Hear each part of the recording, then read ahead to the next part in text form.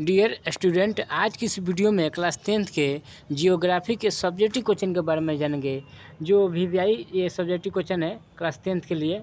तो चलिए स्टार्ट करते हैं। फर्स्ट नंबर सवाल दिया, ध्यान से देखिए। संसाधन को परिभाषित कीजिए। इस टाइप को क्वेश्चन 2 या 3 नंबर के नीचे तो आप लोग को बोर्ड में आ सकता है, क्योंकि सब्जेक्टिव क्वेश्चन 5 या 3 नंबर के नीचे थे कि आप लोग को पूछेगा। तो चलिए इसके बारे में हम लोग जानें। संसाधन को परिभाषित कीजिए। फर्स्ट में सवाल बाबू बोला जा रहा है कि संसाधन को परिभाषित कीजिए। तो इसका आंसर हो जाएगा मानव के उपयोग में आने वाली सभी वस्तुएं संसाधन है। संसाधन का अर्थ है जिमरमैन के अनुसार संसाधन होते नहीं बनते हैं। संसाधन भौतिक एवं जैविक दोनों हो सकते हैं। भूमि, मृदा, जल, खनिज जैसे भौतिक संसाधन मानवीय आकांक्षाओं की पूर्ति संसाधन बन जाते हैं। जैविक संसाधन वनस्पति, वन्य जीव तथा जलीय जीवों को मानवीय जीवन को सुखमय बनाते हैं। इसमें हम लोग क्या ध्यान देना है, केवल मेन ट्रिक इसमें से याद करना है, क्योंकि अगर ये आप लोगों को बोर्ड में क्वेश्चन आ जाए तो किस तरह से लिखना है मैं बता रहा हूँ। संसाधन को परिभाषित कीजिए, इसमें केवल हम लोग को मेन पॉइंट याद रखना है कि इसको बना के कैसा लिख सकते हैं हम लोग। तो लिखेंगे हम लोग जानते हैं कि मानव में उपयोग आने वाली सभी वस्तुएं क्या है, संसाधन है। मेन ट्रिक क्या है बाबू, सभी वस्तुएं संसाधन है। जो संसाधन का अर्थ होता है जिमरमैन, याद रखिएगा मेन पॉइंट। जिमरमैन के अनुसार संसाधन होते नहीं, क्या होते नहीं, बनते हैं। संसाधन भौतिक और जैविक दोनों हो सकते हैं, ये भी मेन याद ट्रिक है, यहाँ पर भी याद ध्यान दीजिएगा। भौतिक एवं जैविक जो है बाबू दोनों हो सकते हैं। जैसे में एग्जाम्पल याद रखिएगा, भूमि, मृदा, जल, खनिज जैसे भौतिक संसाधन का मानवीय जो आकांक्षाओं की पूर्ति जो करता है बाबू, वही संसाधन कहलाता है। तो इसमें कुछ ज़्यादा लंबा हम लोग को शॉर्ट याद नहीं करना है, मेन ट्रिक याद करना है। कौन कौन याद करना है, ध्यान से देखिए। यहाँ पर जिमरमैन के अनुसार जो संसाधन होते नहीं बनते हैं, यहाँ पर एक मेन ट्रिक है। मानव के उपयोग में आने वाली सभी वस्तुएं क्या वो संसाधन है। यहाँ पे एक याद रखिएगा कि संसाधन में उसे कहते हैं जो मानव के उपयोग में आने वाली सभी वस्तुएं क्या कहलाते हैं, संसाधन कहलाते हैं। और संसाधन का अर्थ होता है जिमरमैन के अनुसार, ठीक है। संसाधन भौतिक और जैविक दोनों हो सकते हैं, यहाँ पर भी मेन ट्रिक। बस इतना आप लोग को याद है तो इसको बना के आप लोग को अपना भाषा में लिखने में कोई प्रॉब्लम नहीं होगा। तो चलिए नेक्स्ट सवाल देखा जाए।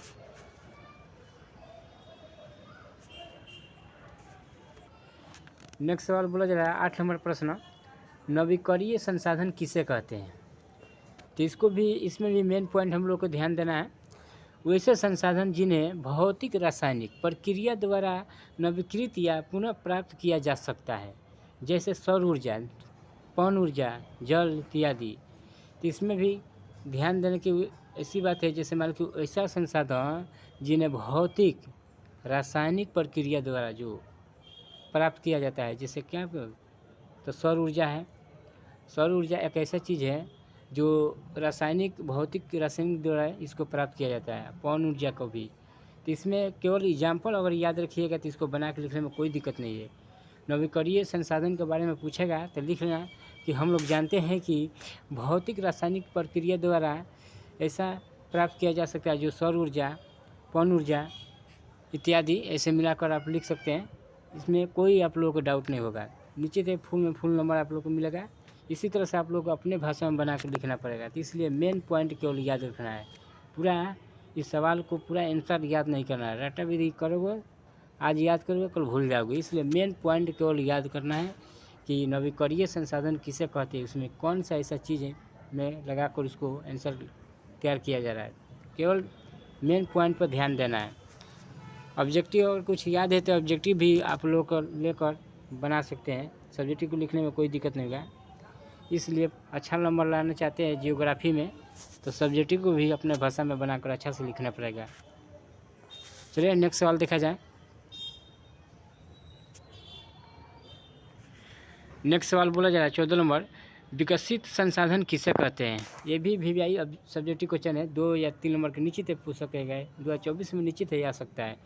विकसित संसाधन किसे कहते हैं, तो इसका आंसर होगा स्टाफ से अभिप्राय उन संसाधनों से है जो मानव की ज़रूरतों को पूरी कर सकते, परंतु मनुष्य के पास इनके विकास के लिए उचित तकनीक का अभाव है। उदाहरण के लिए जल, हाइड्रोजन, ऑक्सीजन नामक दो ज्वलनशील गैसों का उपयोग यौगिक है, अतः यह ऊर्जा का बहुत बड़ा स्रोत है। हमारे पास इन गैसों को अलग अलग करने की तकनीकी नहीं है। तो इसमें ध्यान देने की ये बात है बाबू कि मेन पॉइंट इसमें क्या है। देखिए, विकसित संसाधन के बारे में अगर लिखा जाए तो याद रखना यहाँ पर स्टॉक से अभिप्राय उन संसाधनों से है जो मानव की ज़रूरतों की पूरी कर सकता है। यहाँ पर ध्यान दीजिए, जो मानव की ज़रूरतों को पूरी कर सकते हैं, परंतु मनुष्य के पास इनके विकास के लिए उचित तकनीकी का अभाव है। सही बात है। उदाहरण के लिए जल, हाइड्रोजन तथा ऑक्सीजन नामक दो ज्वलनशील गैसों का यौगिक है, हाइड्रोजन ऑक्सीजन। बस इतना आप लोगों को याद है तो विकसित संसाधन को बना के लिखने में कोई प्रॉब्लम नहीं होगा। चलिए नेक्स्ट सवाल देखा जाए। नेक्स्ट सवाल बोला जा रहा है, संसाधन नियोजन क्या है? संसाधन नियोजन क्या है? तो इसका आंसर हो जाएगा बाबू, संसाधनों का विवेकपूर्ण उपयोग ही संसाधन नियोजन है। वर्तमान परिवेश में संसाधन का विवेकपूर्ण उपयोग हमारे सामने चुनौती बनकर खड़ा है। संसाधनों के विवेकपूर्ण दोहन के सर्वमान्य रणनीति तैयार करना संसाधन नियोजन की प्रथम प्राथमिकता। संसाधन नियोजन किसी भी राष्ट्र के विकास के लिए आवश्यक होता है। भारत जैसे देश के लिए तो यह अपर्याय है जहाँ संसाधन की, इस पर ध्यान देने की ये बात है बाबू कि संसाधन नियोजन अगर इसमें लगा कर दे दिया जाए बाबू तो कोई घबराने की जरूरत नहीं। संसाधन का विवेकपूर्ण जो होता है उपयोग, ये एक नियोजन के द्वारा होता है, मगर वर्तमान में अभी परिवेश में जो विवेकापूर्ण रूप के जो हम लोग पाए जाते हैं, जैसे हमारे चुनौती कोई बनाकर जैसे कोई खड़ा नहीं कर देता है, उसी को एक नियोजन का आधार पर माना गया है, जो संसाधन के अनुसार अब माना जा रहा है।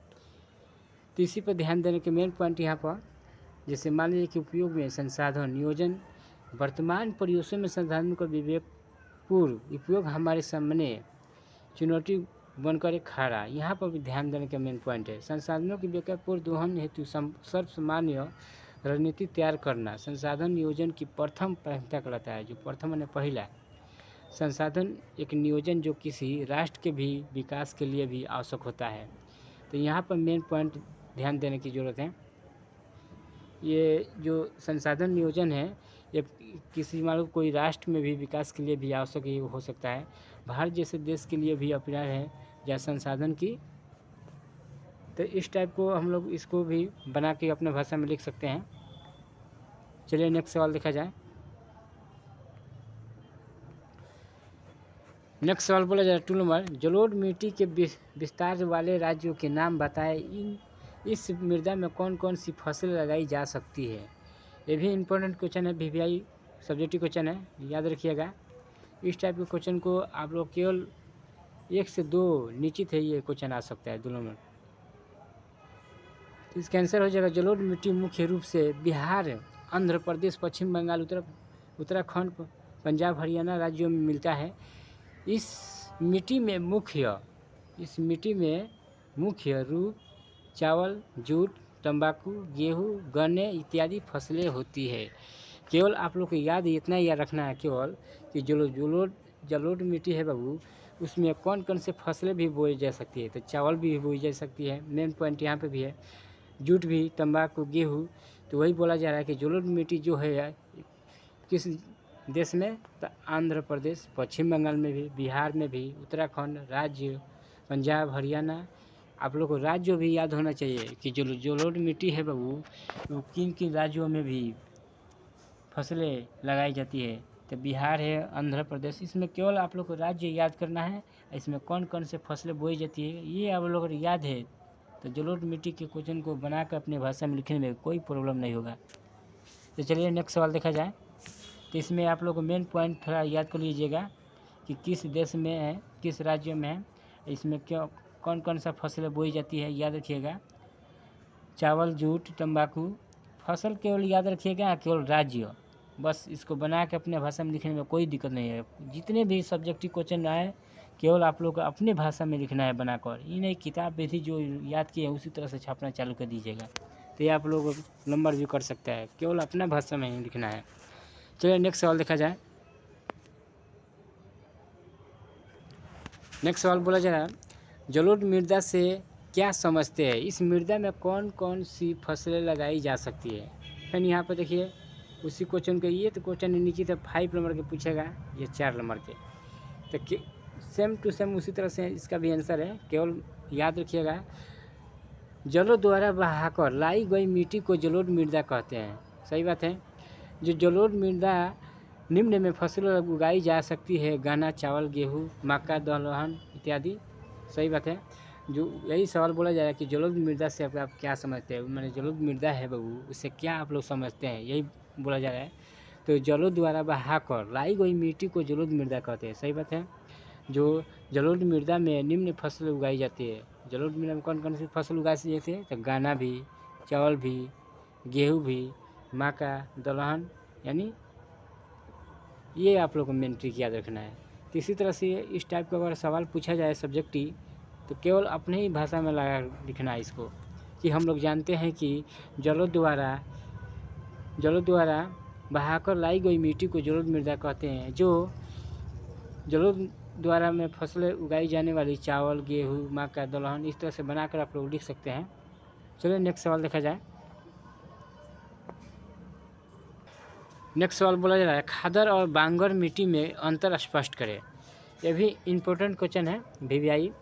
खादर जो बांगर मिट्टी है बाबू, उनमें दोनों में अंतर स्पष्ट करना है, ठीक है। तो इसको बना के लिखने में कोई प्रॉब्लम नहीं है। देखिए ध्यान से, नदियों के बाढ़ के मैदान की नवीन बारीक करों वाली काप मिट्टी को खादर एवं नदियों द्वारा जमा की गई पुरातन काप मिट्टी को बांगर मिट्टी कहते हैं।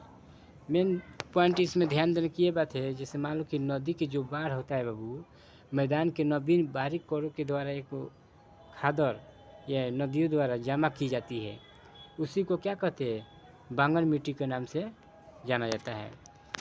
तो मेन पॉइंट इसमें याद रखने की यही ज़रूरत है कि जैसे मान लो कि नदी के द्वारा जो बाढ़ आता है बाबू, एक बारीक कौरे के द्वारा, जैसे मान लो कि काप की मिट्टी को खाद कर, ठीक है, नदियों द्वारा जो जमा की जाती है, उसी को बांगर मिट्टी कहते हैं। चलिए नेक्स्ट सवाल देखा जाए। नेक्स्ट सवाल बोला जा रहा है, भारत में काली मिट्टी कहाँ पाई जाती है।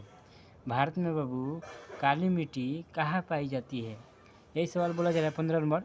तो यह भारत में मुख्य रूप से महाराष्ट्र, गुजरात, कर्नाटक, आंध्र प्रदेश, तमिलनाडु राज्यों में मिलती है। यह भारत के 6.4 करोड़ हेक्टेयर भूमि पर फैली है। मेन पॉइंट याद रखना कि यहाँ पर जरूरी है, 6.4 जो करोड़ हेक्टेयर भूमि पर फैली है। किस पर बाबू, तो भूमि पर। खास तौर पर दक्कन के अलावा प्रदेश में मिलती है। कहे का मतलब सवाल ये बोला जा रहा है कि जो भारत में काली मिट्टी जो पाई जाती है बाबू, कहाँ पर पाई जाती है, तो यह भारत के मुख्य रूप से महाराष्ट्र, मेन पॉइंट, गुजरात, कर्नाटक, आंध्र प्रदेश में, तमिलनाडु राज्यों में मिलती है। बस ये राज्यों के केवल नाम अगर याद है तो भारत में काली मिट्टी के बारे में बना के लिखने में कोई प्रॉब्लम नहीं होगा। इसमें ये भी याद रखना कि भारत के जो 6.4 करोड़ हेक्टेयर भूमि पर फैली है, ये मेन 2 ट्रिक याद है आप लोगों को, तो इस सवाल को बनाकर अपने भाषा में लिखने में कोई प्रॉब्लम नहीं होगा। आप लोगों को 2 नंबर या 3 नंबर निश्चित है, आप लोगों को पक्का करेक्ट हो जाएगा। तो चलिए नेक्स्ट सवाल देखा जाए। नेक्स्ट सवाल बोला जा रहा है, लाल मिट्टी का वितरण क्षेत्र बताए। जो लाल मिट्टी का जो वितरण क्षेत्र होता है बाबू, इनका क्षेत्र बताए, ठीक है। तो इस सवाल को आंसर हम लोग जानेंगे। आप लोग को मेन इसमें पॉइंट अच्छे से नहीं बता पाए क्योंकि वीडियो बहुत ज़्यादा लंबा हो जाएगा। आप लोग इसको मेन 1-2 पॉइंट याद कर लीजिए क्योंकि परीक्षा भी नज़दीक हो गया है। अब पूरा फुल भी टाइम नहीं है कि आप लोग को अच्छा से याद करने का कोई ट्रिक बताया जाए। लाल मिट्टी की भरमार तमिलनाडु, कर्नाटक, गोवा, दक्षिण पूर्व महाराष्ट्र, आंध्र प्रदेश, उड़ीसा, छोटा नागपुर और मेघालय पठार के क्षेत्रों में मिलती है। यह मिट्टी मुख्य रूप से 100 सेंटीमीटर से कम वर्षा वाले क्षेत्र में मिलती है। भारत के कुल कृषि भूमि के 7.2 करोड़ हेक्टेयर भूमि में मिलती है। मेन पॉइंट इसमें यह याद करने की ज़रूरत है, जैसे लाल मिट्टी है बाबू, लाल मिट्टी को मेन पॉइंट इसमें याद ये करना चाहिए। जैसे मान लो लाल मिट्टी जो है तमिलनाडु, कर्नाटक, गोवा, ठीक है, मेघालय, ये ऐसे क्षेत्र हैं इनमें जो लाल मिट्टी का वितरण किया गया है, ठीक है। यह मिट्टी के मुख्य रूप से 100 सेंटीमीटर से कम वर्ष वाली, ये यहाँ पर भी मेन पॉइंट है, 100 सेंटीमीटर से कम वर्ष वाली क्षेत्र में यह मिलती है। जो लाल मिट्टी है बाबू, वो कितने सेंटीमीटर के ऑब्जेक्टिव भी डाल सकता है। जैसे मैं पूछ सकता है कि लाल मिट्टी का जो वर्षा क्षेत्र है कितना सेंटीमीटर का होता है, तो 100 सेंटीमीटर से कम वर्ष वाले क्षेत्र में मिलती है। तो याद रखिएगा, ये ऑब्जेक्टिव भी इसमें टाइप इन हो सकता है। भारत के कुल कृषि भूमि के 7.2 करोड़ हेक्टेयर भूमि में भी मिलती है। इस यहाँ पर भी मेन पॉइंट ध्यान देने की ज़रूरत है। तो इसी तरफ से मेन केवल आप लोग पॉइंट याद रखिएगा, कहानी जैसे, तो उसको बना के लिखने में कोई दिक्कत नहीं होगा। चलिए नेक्स्ट सवाल देखा जाए। नेक्स्ट सवाल बोला जा रहा है, प्रश्न नंबर 3, भारत के किन भागों में नदी डेल्टा का विकास हुआ। ये भी इम्पोर्टेंट क्वेश्चन है, वीवीआई सब्जेक्टिव क्वेश्चन। सवाल बोला जा रहा है बाबू कि भारत के किन भागों में नदी जो डेल्टा है बाबू विकास वो कहाँ पर हुआ, ठीक है। तो भारत के पूर्वी तटीय, ठीक है, स्थित महानदी गोदावरी, मेन पॉइंट यहाँ पर देखिए, महानदी गोदावरी, कृष्णा, कावेरी नदियों द्वारा निर्मित डेल्टा का निर्माण हुआ है। बस केवल इतना अगर आप लोग को पकड़ है माइंड में, तो इस सब्जेक्टिव को आप लोग बना के लिखने में कोई प्रॉब्लम नहीं होगा। उसके आगे देखिए, यहाँ की मृदा में पोटास, फास्फोरस, ये भी याद होना चाहिए। यहाँ के जो मृदा है बाबू, पोटास, फास्फोरस, चूना जैसे तत्वों की प्रधानता है।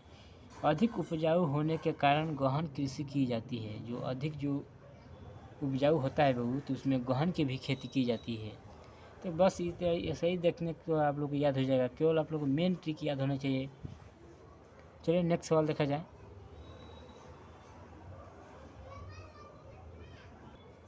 नेक्स्ट सवाल बोला जा रहा है, हिमालय के 3 मुख्य नदी क्षेत्रों के नाम बताइए।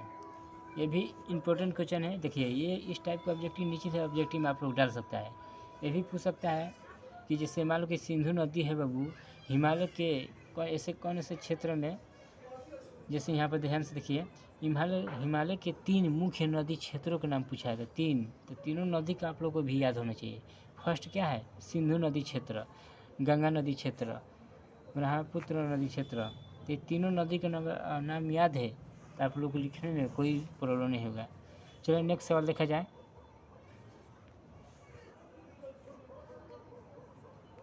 नेक्स्ट सवाल बोला जा रहा है, नर्मदा बचाओ आंदोलन क्या है। तो ये भी इम्पोर्टेंट क्वेश्चन है।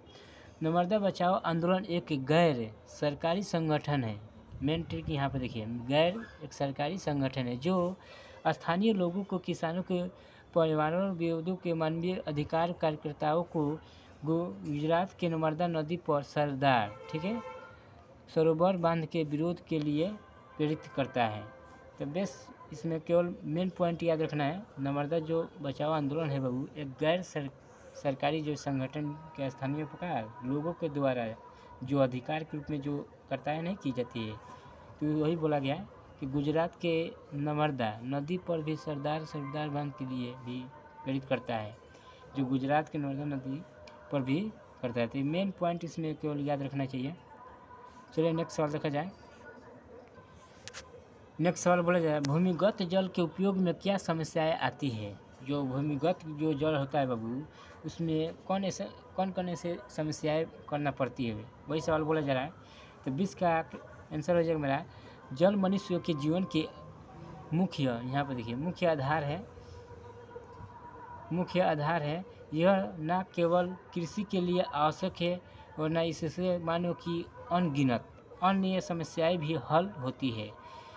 शताब्दियों के से मानव भूपृष्ठीय जल एवं भूमिगत जल का प्रयोग अपने लाभ के लिए भी करता आ रहा है। विशेष जब मनुष्य को निकट से भूपृष्ठीय जल की उपलब्धि ना हो सके तो उसी भूमिगत जल के उपयोग में अनेक समस्याओं का सामना करना पड़ता है। सही बात है। तो बस इसमें मेन ट्रिक याद करना कि ये जरूरी है कि जैसे जल का जो मनुष्य के द्वारा जो होता है जीवन के द्वारा, तो कृषि के आवश्यक वरना इस मानव की भी अनगिनत के रूप में भी समस्या भी हल करने की पड़ती है। इस शताब्दियों से मानव की पृष्ठीय जल एवं भूमिगत जल का प्रयोग अपने लाभ के लिए भी करते आ रहा है। सही बात है। तो यहाँ पर मेन ट्रिक याद करने की जरूरत है, बस इस लाइन को अगर पकड़ है तो आप लोग को बना के लिखने में कोई ज़रूरत नहीं है, दिक्कत नहीं होगा।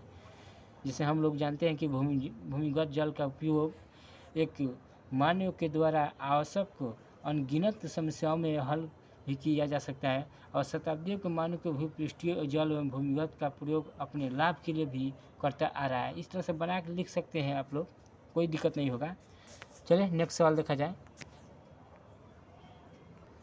नेक्स्ट सवाल बोला जाए, मैंगनीज के उपयोग पर प्रकाश डालिए। ठीक है, मैंगनीज के उपयोग पर प्रकाश डालिए। तो मैंगनीज का उपयोग मुख्य रूप से लौह इस्पात उद्योग के अलावे सूक्ष्म बैटरियों के निर्माण, फोटोग्राफी, चमड़ा,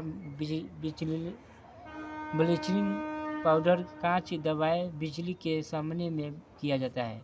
मेन पॉइंट यहाँ ध्यान देने की ये बात है बाबू, जो चमड़ा जो है ब्लीचिंग पाउडर के द्वारा उसी में प्रयोग किया जाता है। तो मैंगनीज का जो उपयोग होता है बाबू, मैंगनीज का उपयोग एक लौह इस्पात उद्योग अलावे सूक्ष्म बैटरियों के निर्माण, फोटोग्राफी, चमड़ा, ब्लीचिंग जो पाउडर एक होता है, कांच की दवाई की बिजली के द्वारा, उसी के द्वारा ये सामना में किया जाता है। तो मेन पॉइंट याद रखिएगा इसमें। आज की इस वीडियो में बस इतने सब्जेक्टिव क्वेश्चन है। नेक्स्ट अगले दिन सब्जेक्टिव को बना कर इस यूट्यूब के द्वारा छोड़ा जाएगा। थैंक्स।